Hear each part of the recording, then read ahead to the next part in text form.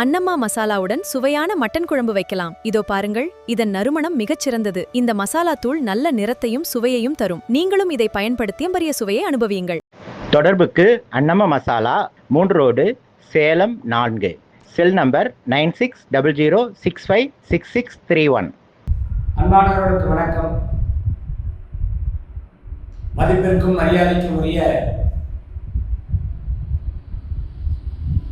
ஆன்மீக அன்பர்கள், 12 ராசி நேயர்கள், 27 நட்சத்திரக்காரர்கள்,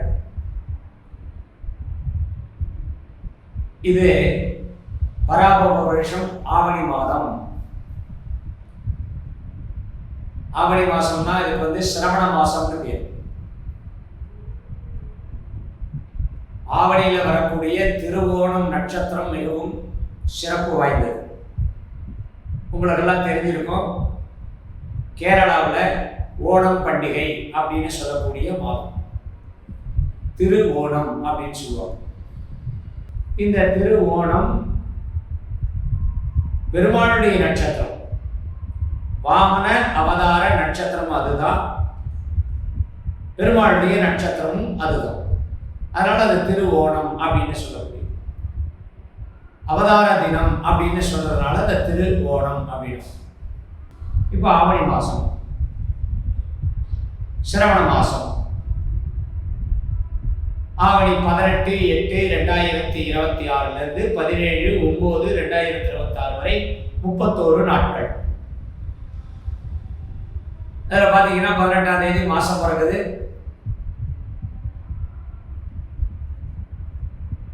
சூரியன் சிம்மத்தில் இருக்கார், சந்திரன் கன்னியிலிருந்து ஆரம்பிக்கிறார், செவ்வாய் மிதுனத்தில் இருக்கக்கூடிய செவ்வாய், புத ஆதித்ய யோகமாக ஒரு நாளைக்கு அப்புறம் சூரியனோட புதன் சேர்ந்து புத ஆதித்ய யோகத்தை கொடுக்கிறது. குரு கடகத்துல உச்சம், சுக்கிரன் கன்னியில நீச்சம், அப்புறம் திரும்ப துலாத்துல 15 நாள் கழிச்சு துலாத்துக்கு வந்தது அவருடைய ஆட்சி. சனி பகவான் வக்கரகதியில, உத்தரட்டாதி நட்சத்திரம் வக்கரகதியில் இருக்கு. ராகு கும்பத்திலையும் கேது சிம்மத்திலையும். சூரியனோட கேது அஸ்தங்கமாகுது, ஆனால் ராகு கேதுக்கு அஸ்தங்கம் கிடையாது. அதே போல புதன் சுக்கிரனுக்கு அஸ்தங்கம் உண்டு, புதனுக்கு அஸ்தங்கம் கிடையாது. ஏன்னா நியர்பை சூரியனுடைய கிரகத்துக்கு நியர்பையா இருக்கக்கூடியது புதன். அதனால புதனுக்கு அர்த்தங்கம் கிடையாது. ஆனால் அதே இடத்துல யோகத்தை கொடுக்குறாங்க. ஜோசியத்துல இதுதான் பல விஷயங்கள் நம்ம தெரிஞ்சுக்கணும், ஆராய்ச்சி பண்ணிக்கணும். என்கிட்ட திருமண ஜாதகம் பொருத்தம் பார்க்க வரும்போது சில பேர் ரொம்ப தெரிஞ்ச மாதிரி என்கிட்ட கேட்பாங்க, எல்லாம் அஸ்தங்கம் ஆயிடுச்சு, அஸ்தங்கம் ஆயிடுச்சுன்னு சொல்றாங்க. எல்லா கிரகங்களும் அஸ்தங்கம் ஆயிடுச்சு. சூரியனுக்கு மிக அருகிலே வரக்கூடிய கிரகங்கள்லாம் அஸ்தங்கம், அதில் மாற்றுக்கிறது இல்லை. ஆனால் புதனுக்கு அர்த்தங்கம் கிடையாது, சுக்கிரனுக்கு ஒரு பாதி அர்த்தங்கம் கிடையாது, ஒரு பாதி அர்த்தங்கம். இப்போ சூரியன் சிம்மத்தில், சுக்கிரன் கன்னியில்.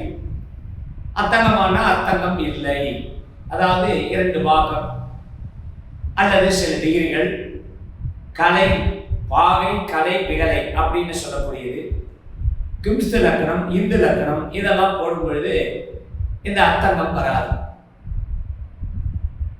இதை தெரிஞ்சுக்காம பல பேர் அர்த்தங்கம் சூரியனோட ரொம்ப கிட்ட இருக்கும் பொழுது சுக்கிரன் அர்த்தங்கம். அந்த நேரத்தில்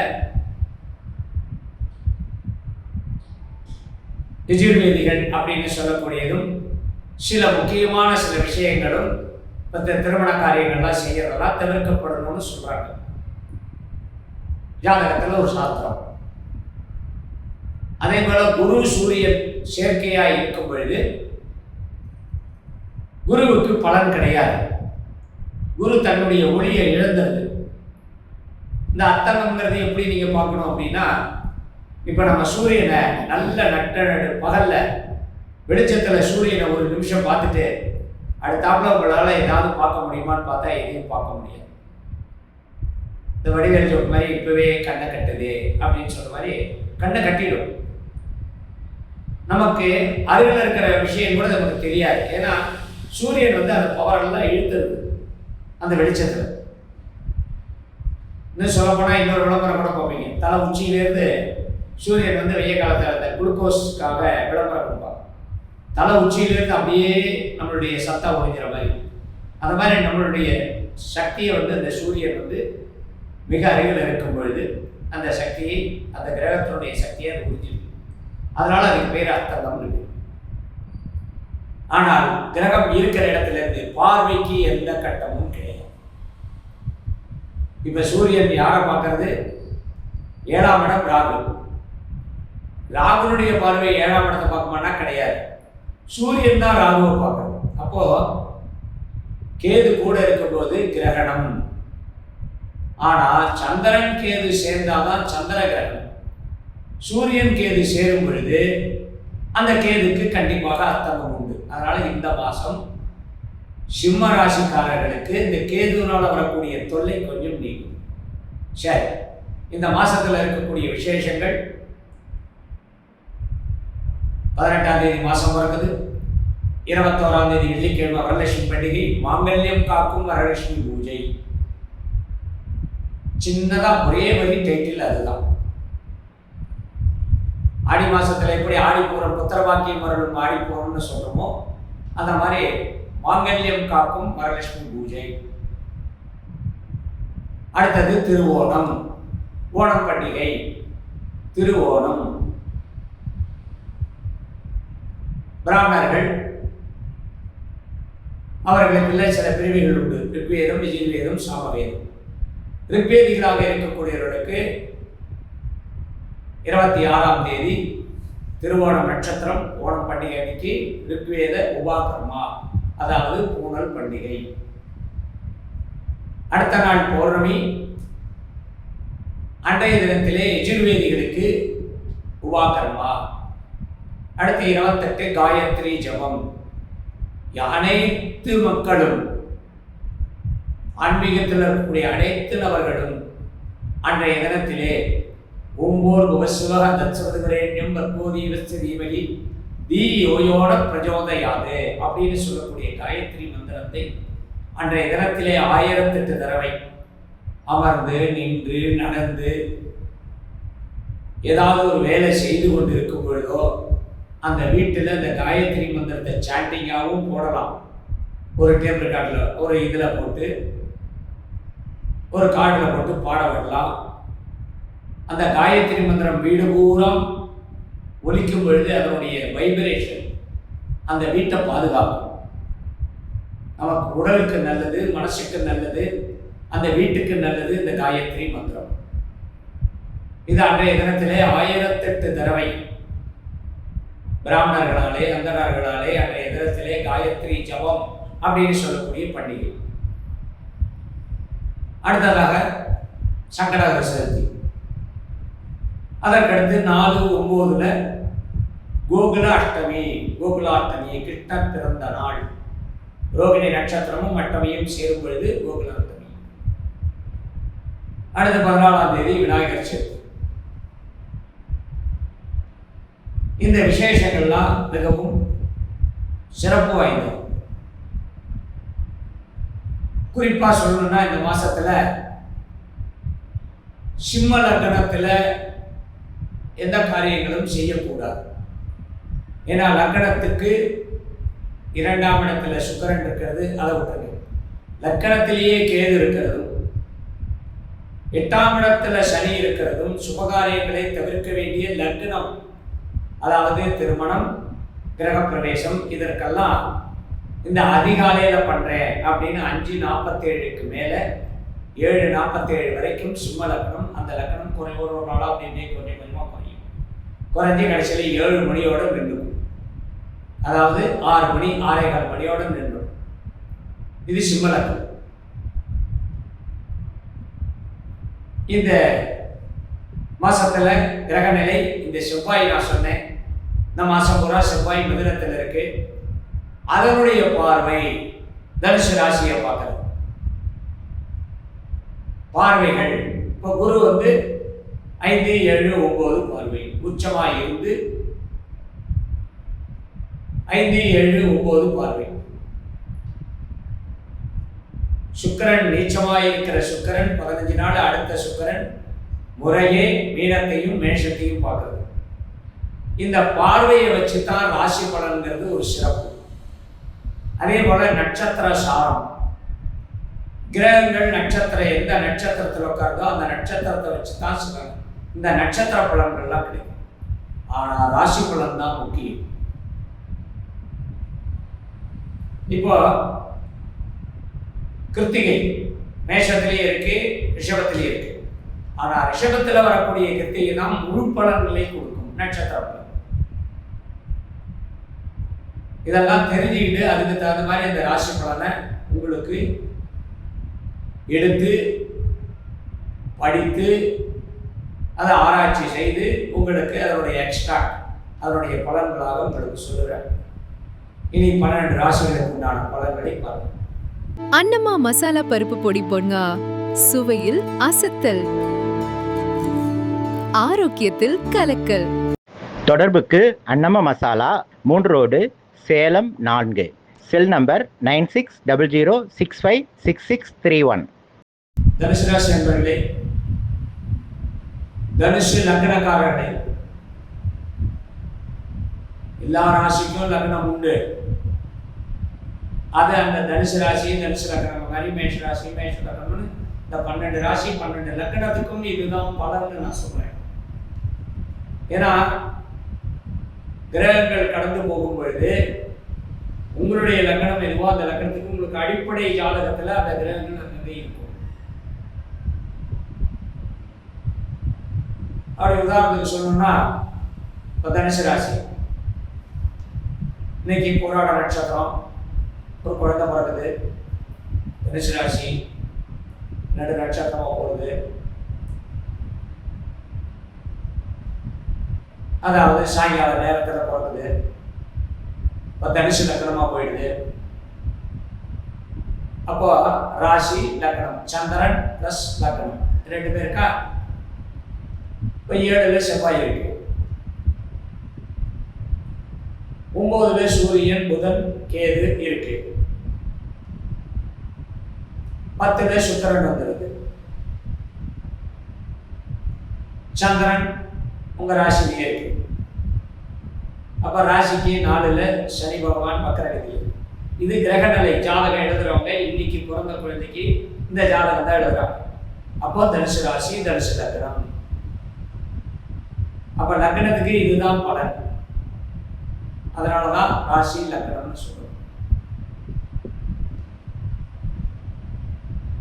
அப்படி பார்க்கும் பொழுது சிரமமே பட வேண்டாம். எல்லா கிரகங்களும் உங்களுக்கு நல்ல ஒரு இடத்துல நல்ல ஒரு அனுசரணையான விஷயத்தை கொடுக்கக்கூடிய கிரக நிலை.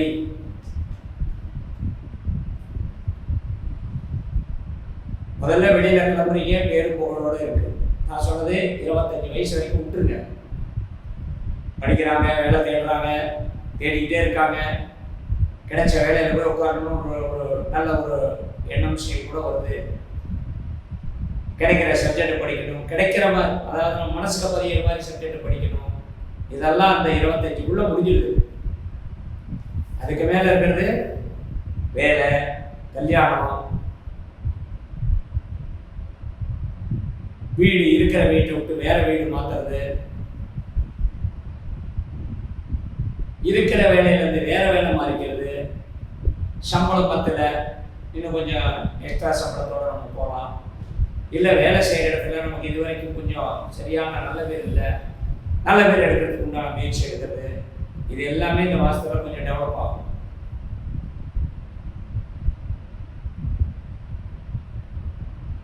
எதை நீங்க நினைக்கிறீங்களோ அந்த வேலை உங்களுக்கு நடக்கும். திடீர்னு அப்பா அம்மா கிட்ட கொஞ்சம் சங்கடங்கள் கட்டங்கள் இருந்தது, அதெல்லாம் சரியாயிடும். குறிப்பா அப்பா மூலமா அம்மாவை சமாதானப்படுத்துறது, அந்த மாதிரிலாம் வரும். அதே போல கல்யாணம் ஆகல, யாரையோ ஒருத்தர் நீங்க ரொம்ப எதிர்பார்த்துருக்கீங்க, ஏதோ ஒரு வகையில் அந்த ஜாதகம் கிடைச்சது, அதை கொண்டு போய் உங்க குடும்பத்தில் கொடுக்குறீங்க. உண்மையிலுமே அந்த ஜாதகம் கொடுத்துருக்கு, யார் மூலமோ எப்படியோ கொண்டு வந்து அந்த ஜாதகத்தை கொடுத்து போய் பொண்ணு பார்க்க வைக்கலாம், மாப்பிள்ளை பார்க்க வைக்கலாம். திருமணத்துக்கு உண்டான பேச்சுவார்த்தை நடத்தலாம். காதல் கைகூடும், ப்ரொபோசல் பண்ண ஏற்றுக்குவாங்க. கனவுலயே இது உங்களுக்கு வரும். ஏன்னா 9ல கேது கனவு கொடுத்துக்கிட்டே இருக்கும். இது உங்களுக்கு 8ஆம் இடத்துக்கு கடகராசிக்கும் அப்படித்தான், இந்த தனுசு ராசிக்கும் அப்படித்தான், மீன ராசிக்கும் அப்படித்தான். கனவு நிறைய வந்துட்டு இருக்கும் இந்த 2-3 மாதங்கள்ல.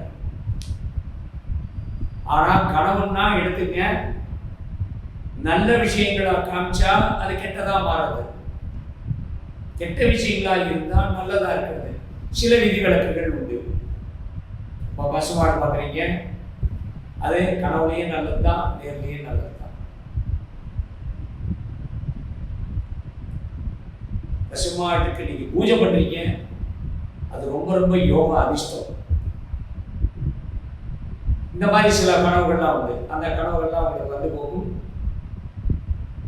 உங்களுடைய அடிப்படை விஷயத்துல இருந்து கொஞ்சம் வித்தியாசம், டிஃபரெண்ட்டு, மாறுபாடு தெரியும். இது வரைக்கும் வேலை வேலை வேலை வேலை வேலையே பார்த்துக்கிட்டவங்க இப்போ இந்த சனி வக்ரகதியில 4 இருக்கிறதுனால குடும்பத்தையும் பார்ப்பீங்க. உங்களுக்குன்னு சில தனிப்பட்ட விஷயங்கள் உங்களுக்கு நல்லதா தெரியும். தனிப்பட்ட விஷயங்கள் தேவைப்படும். அதுக்காக நீங்க மனசுல கொஞ்சம் வச்சுக்கிறது நல்லது. எதிர்பார்த்தபடி சில பலன்கள், எதிர்பார்த்த வேலைகள் உங்களுக்கு கிடைக்கும். வியாபாரத்துல நல்ல ஒரு கணிசமான தொழில் வளர்ச்சி உண்டு. முதல் அதாவது கேபிட்டல் கொஞ்சம் இன்னும் கொஞ்சம் ஜாஸ்தியாக போட்டு தொழில் செய்கிறவங்க, வியாபாரம் பண்ணுறவங்க, சொந்த தொழில் செய்யக்கூடியவர்கள், இந்த ஃபேப்ரிகேஷன் சொல்லக்கூடிய இரும்பு சம்மந்தப்பட்ட தொழில் செய்கிறவங்களுக்கெல்லாம் கொஞ்சம் நிறைய லாபம் கிடைக்கும்.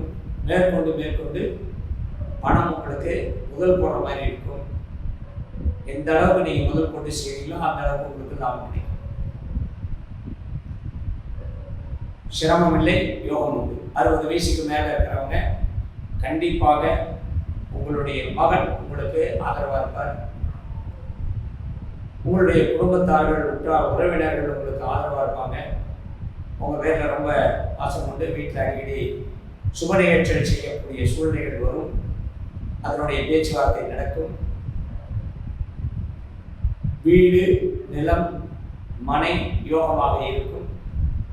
கண்டிப்பாக அதை நீங்கள் பயன்படுத்தலாம். மீண்டும் சந்திப்போம். அண்ணம்மா பிரியாணி மசாலா சேர்க்கும் போதே வாசம் பிரமாதமா இருக்கு, சாப்பிடும்போது சுவை அட்டகாசமா இருக்கும். தொடர்புக்கு அன்னம மசாலா, 3 ரோடு, சேலம் 4.